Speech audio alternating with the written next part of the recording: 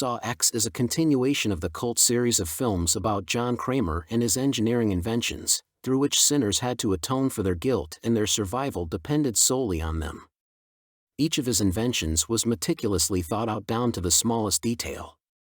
Even though they were designed for torture, they remained highly captivating.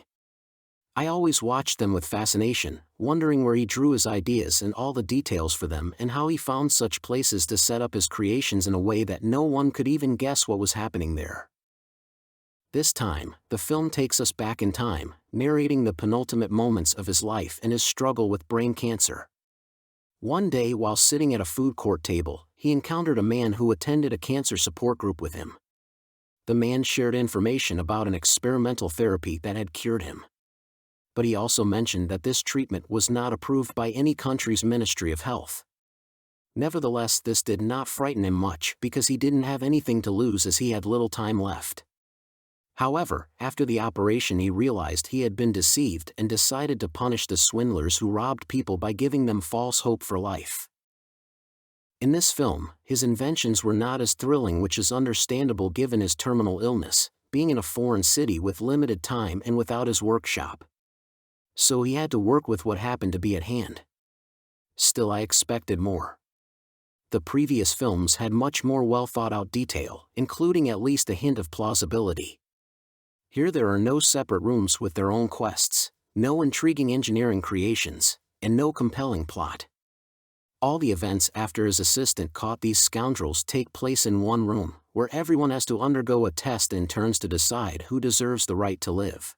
In the previous films, the emphasis was on the fact that all participants in Kramer's twisted game had to act together, increasing their chances of survival. The plot turned out somewhat stingy, and the final scene where he and his assistant end up in chains was very predictable. The lack of attention to detail truly disappointed me. As Kramer's assistant tracked down everyone involved in the scam, I had a lot of questions. For example, why did all the employees of the veterinary clinic leave all the doors wide open after finishing their workday? Or why did no one notice how she smashed the car window, knocked out the big guy and pulled the girl out of the car?